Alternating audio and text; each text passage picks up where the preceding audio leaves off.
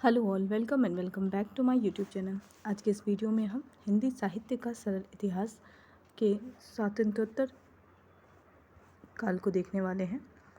और इससे पहले हमने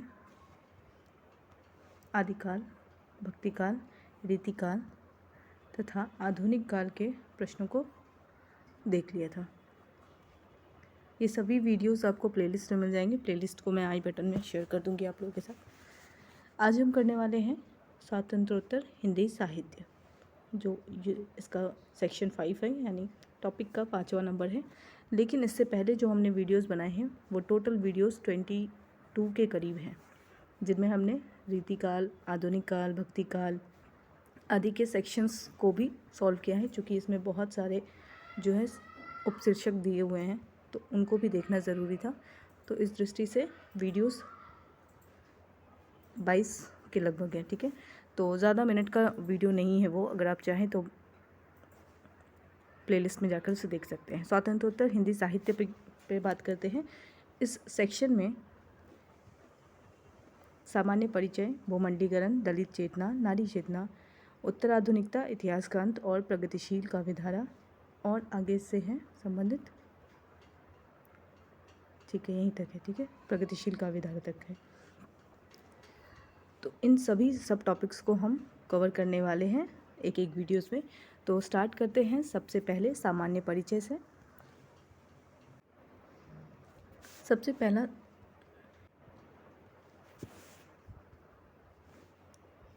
तो स्वातंत्रोत्तर हिंदी साहित्य जो हम कर रहे हैं वो आधुनिक काल के बाद की विधाओं के बाद है, यानी प्रगतिशील काव्यधारा के बाद का जो भी रचनाएं हैं उनको हम इस श्रेणी में रखेंगे। ठीक है, तो इसमें जो पहला प्रश्न है वह है भारत स्वतंत्र कब हुआ।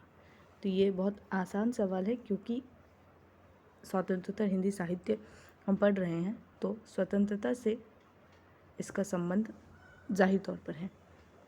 तो इस प्रश्न का सही उत्तर क्या हो जाएगा? 1947। अगला प्रश्न देखते हैं। अगला प्रश्न है भारत स्वतंत्र हुआ तो हुआ, लेकिन किस रूप में हुआ? पहला है अखंड भारत, दूसरा है खंडित भारत, तीसरा है उपनिवेश भारत, चौथा है गणराज्य भारत। तो इस प्रश्न का सही उत्तर क्या हो जाएगा? भारत स्वतंत्र जब हुआ था तब वह खंडित भारत के रूप में स्वतंत्र हुआ था। अगला प्रश्न देखते हैं। अगला प्रश्न है स्वतंत्र भारत की पहली सरकार को सबसे पहले किस समस्या से जूझना पड़ा? पहला है पंचवर्षीय योजना लागू करना, दूसरा शरणार्थियों का पुनर्वास और सुरक्षा, तीसरा है अंतर्राष्ट्रीय संबंध स्थापित करना, चौथा है अखिल भारतीय चुनाव। उस प्रश्न का सही आंसर करेंगे आप लोग। तो इसका सही आंसर क्या हो जाएगा? शरणार्थियों का पुनर्वास और सुरक्षा। ये स्वतंत्र भारत की पहली सरकार को सबसे पहले जो समस्या झेलनी पड़ी थी वह यही थी। तो इसका ऑप्शन सही क्या हो जाएगा? बी। अगला प्रश्न देखते हैं। अगला प्रश्न है भारत विभाजन के समय सबसे बड़ी समस्या कौन सी थी? पहला है नई राजधानी तय करना, दूसरा है सांप्रदायिक दंगे और विस्थापन, तीसरा है संविधान लिखना और चौथा है आर्थिक नीति तय करना। तो इस प्रश्न का सही आंसर क्या है? कमेंट सेक्शन में बताएंगे आप। इसका सही आंसर क्या है? सांप्रदायिक दंगे और विस्थापन। भारत विभाजन के समय सबसे बड़ी समस्या क्या थी? सांप्रदायिक दंगे और विस्थापन। अगला प्रश्न देखते हैं। अगला प्रश्न है विभाजन की ऐतिहासिक त्रासदी ने हिंदी साहित्य को क्यों अधिक प्रभावित नहीं किया? ऑप्शन ए है क्योंकि हिंदी क्षेत्र पर विभाजन का प्रभाव दूर से पड़ा, ऑप्शन बी क्योंकि हिंदी साहित्य ने राजनीति से दूरी बनाई, ऑप्शन सी क्योंकि साहित्यकार देश से बाहर चले गए, ऑप्शन डी क्योंकि साहित्य केवल समाजवाद पर आधारित था। तो इस प्रश्न का सही आंसर क्या होगा? विभाजन की ऐतिहासिक त्रासदी ने हिंदी साहित्य को क्यों अधिक प्रभावित नहीं किया? क्योंकि हिंदी क्षेत्र पर विभाजन का प्रभाव दूर से पड़ा था। अगला प्रश्न है विभाजन पर अधिक साहित्य किस क्षेत्र के लेखकों ने लिखा है? ऑप्शन ए है Bengal, option B Bihar, option C Punjab, option D Maharashtra. Answer करेंगे आप लोग इसका। विभाजन पर अधिक साहित्य किस क्षेत्र के लोगों ने लिखा है? तो इसका सही उत्तर क्या हो जाएगा? पंजाब। अगला प्रश्न देखते हैं। स्वतंत्र भारत ने किस प्रकार की अर्थव्यवस्था अपनाई? पहला है पूंजीवादी, दूसरा है समाजवादी, तीसरा है मिश्र अर्थव्यवस्था, चौथा है डी साम्यवादी। इसका सही आंसर करेंगे। इस प्रश्न का सही उत्तर क्या हो जाएगा? स्वतंत्र भारत ने मिश्र अर्थव्यवस्था को अपनाया। ठीक है, अगला प्रश्न देखते हैं। अगला प्रश्न है, भारत ने अपना लक्ष्य किस विचारधारा को घोषित किया? पहला है उदारवाद, दूसरा है समाजवाद, तीसरा है साम्राज्यवाद, चौथा है पूंजीवाद। आंसर करेंगे आप लोग। तो इस प्रश्न का सही उत्तर क्या हो जाएगा? भारत ने अपना लक्ष्य समाजवादी विचारधारा को घोषित किया।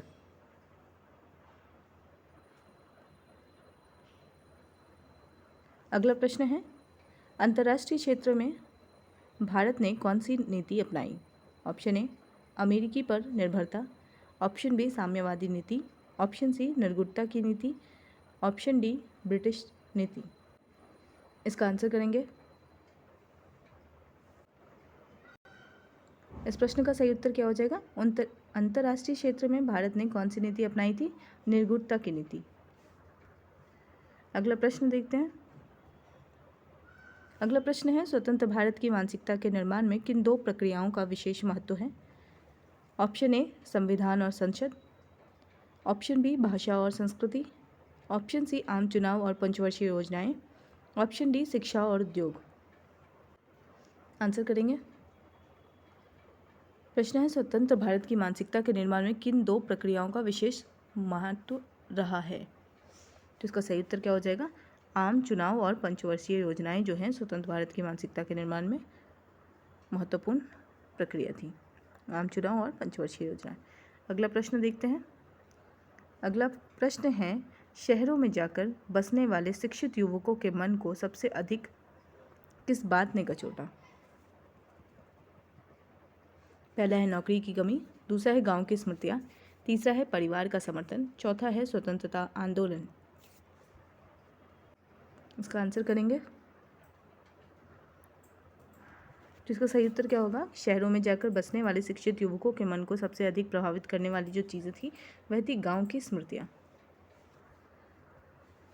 अगला प्रश्न देखते हैं। साहित्य में आंचलिकता किसके कारण आई?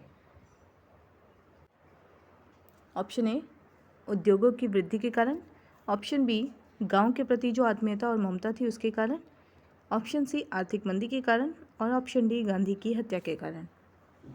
साहित्य में आंचलिकता किसके कारण आई? आंसर करेंगे आप लोग। तो इस प्रश्न का सही उत्तर क्या हो जाएगा? तो इसका सही उत्तर होगा गांव के प्रति जो आत्मीयता और ममता थी उसके कारण क्या है, साहित्य में हमको आंचलिकता का जो प्रभाव है वो दिखाई देने लगा।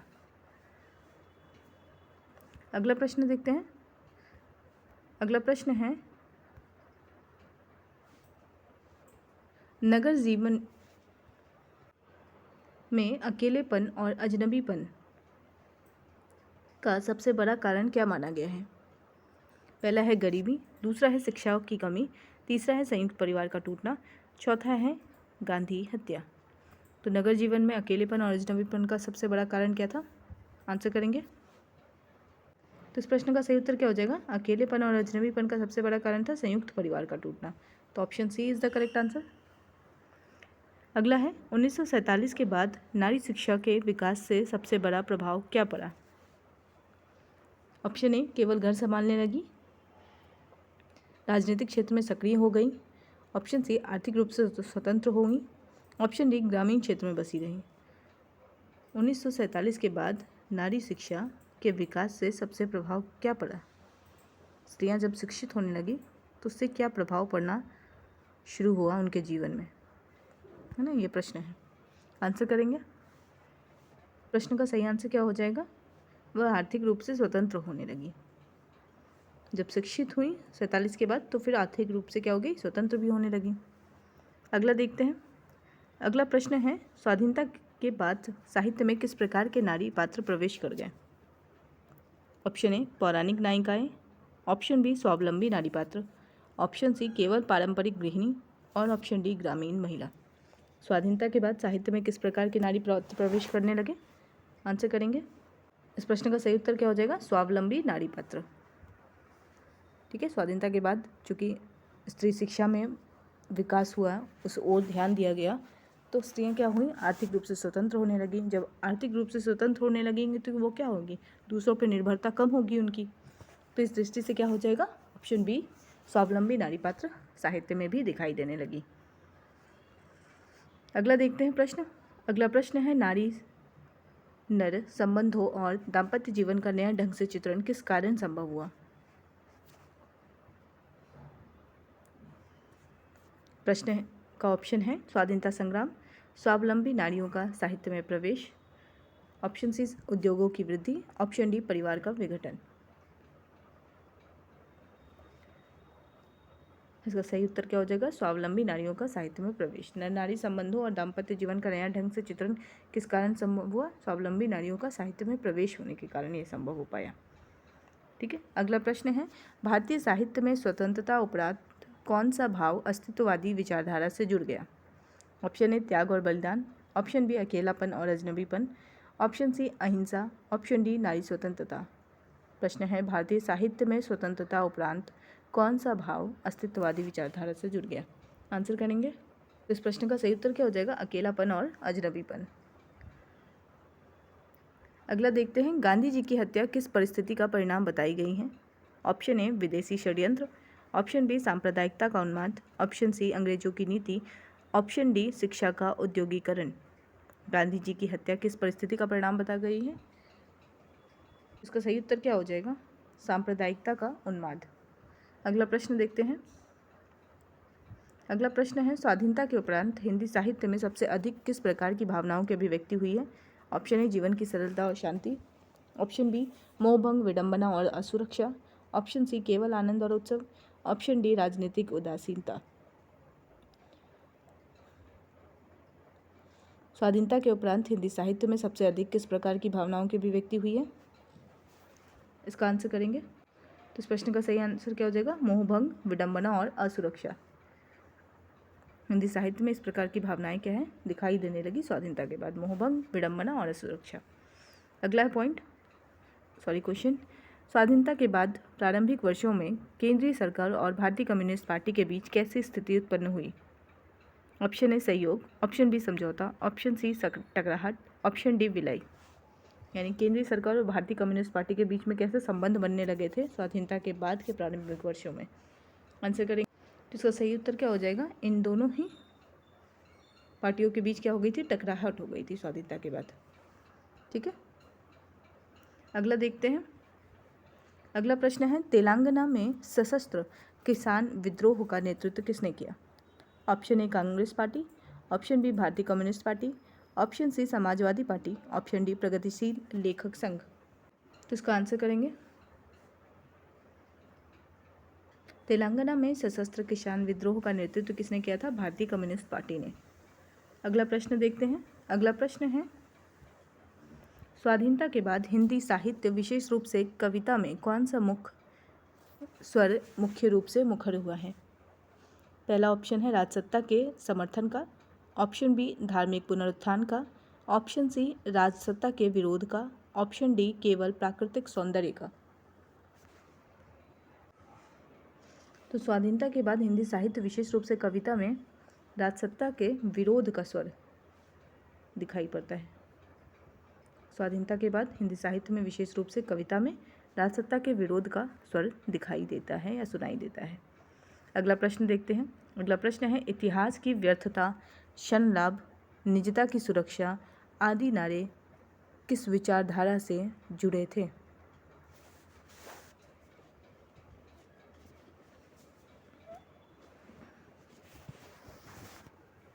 ऑप्शन है प्रगतिवाद, गांधीवाद, अस्तित्ववाद, मार्क्सवाद। आंसर करेंगे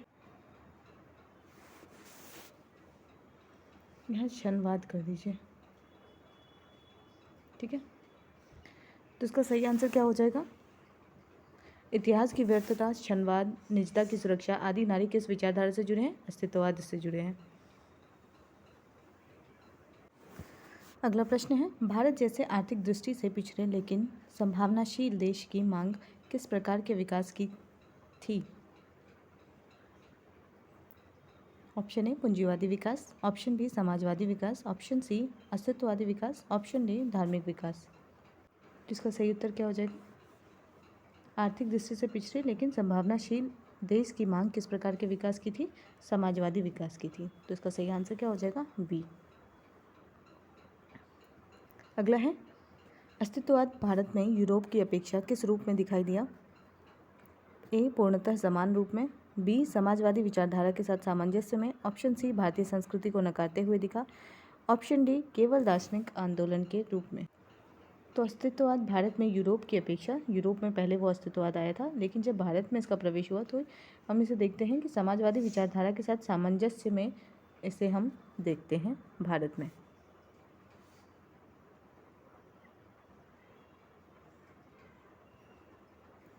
अगला है, उससे पहले कुछ पॉइंट्स हैं वो देख लेते हैं। संविधान ने हिंदी को संपर्क भाषा व राजभाषा दोनों घोषित किया है। अस्तित्ववाद, जिसे अंग्रेजी में एग्जिस्टेंशियलिज्म कहा जाता है, इसकी मान्यता है कि यह संसार निस्सार है, अर्थहीन है, इसलिए मनुष्य का हर फैसला निराधार है, अतर्कित है। ठीक है। क्षणवाद को यह महत्व देता है। तो अस्तित्ववाद की मान्यता क्या है? यह संसार निस्सार है, अर्थहीन है, इसलिए मनुष्य का हर फैसला क्या है? निराधार और अतर्कित है। तो यहाँ तक जो हमने परिचय देखा है वो सामान्य परिचय के रूप में देखा हमने। ठीक है, जो सेक्शन सामान्य परिचय था उसके रूप में देखा। अब हम प्रवेश कर रहे हैं जो विमर्श है ना, स्वातंत्रोत्तर के बाद जो विमर्श आया, हम विमर्शों को देख रहे हैं। सबसे पहला प्रश्न है विमर्श से, स्वातंत्रोत्तर भारत के किस दशक में दलित चेतना और नारी चेतना ने आंदोलन का रूप धारण किया? पहला है 5वां दशक, ऑप्शन बी 7वां दशक, ऑप्शन सी 9वां दशक, ऑप्शन डी 11वां दशक। इसका सही उत्तर क्या होगा? स्वातंत्रोत्तर भारत के 9वें दशक में दलित चेतना और नारी चेतना ने आंदोलन का रूप धारण किया। ठीक है, तो भारत में 9वें दशक में हम दलित चेतना और नारी चेतना के आंदोलन को देखते हैं। अगला प्रश्न है, नारी सशक्तिकरण और दलित सशक्तिकरण के मूल में कौन सा सिद्धांत निहित है? पहला संघर्ष ही जीवन है, दूसरा प्रत्येक व्यक्ति का एक मत है, ऑप्शन सी शिक्षा ही मुक्ति का मार्ग है, ऑप्शन डी समानता ही स्वतंत्रता है। तो इसका सही आंसर करेंगे। तो इस प्रश्न का सही उत्तर क्या हो जाएगा? नारी सशक्तिकरण और दलित सशक्तिकरण के मूल में एक सिद्धांत काम कर रहा था, वह था प्रत्येक व्यक्ति का एक मत है। इसका सही आंसर क्या हो जाएगा? बी। अगला प्रश्न है, दलित चेतना को अन्य चेतनाओं की तुलना में किस रूप में देखा गया? पहला है कोमल, दूसरा आक्रामक, तीसरा है रूढ़िवादी और चौथा है परंपरावाद। चौथा परंपरागत है। इसका आंसर करेंगे तो इसका सही आंसर क्या होगा? दलित चेतना को अन्य चेतनाओं की तुलना में अधिक आक्रामक रूप में देखा गया है। अगला प्रश्न देखते हैं, निम्न में से किस आलोचक ने दलित चेतना को झोंक में प्रस्तुत किया है? ठीक है, ये शब्द इस्तेमाल कर रहे हैं या इसका प्रयोग कर रहे हैं विश्वनाथ त्रिपाठी जी। झोंक, ये जो शब्द है ये पुस्तक से ही लिया गया है, इस दृष्टि से मैंने इसे इसी रूप में रहने दिया। निम्न में से किस आलोचक ने दलित चेतना को झोंक में प्रस्तुत किया? पहला है डॉक्टर धर्मवीर, दूसरे हैं डॉक्टर रामविलास शर्मा, तीसरे हैं नामवर सिंह और चौथे हैं डॉक्टर नगेंद्र। तो इसका सही उत्तर क्या हो जाएगा? डॉक्टर धर्मवीर। अगला प्रश्न देखते हैं। अगला प्रश्न है, निम्न में से कौन प्रसिद्ध दलित लेखक नहीं माने जाते हैं? Option A Om Prakash Valmiki, option B Mohandas Naimish Rai, option C Surajpal Chauhan, option D Harivansh Rai Bachchan. तो इसका सही आंसर क्या हो जाएगा?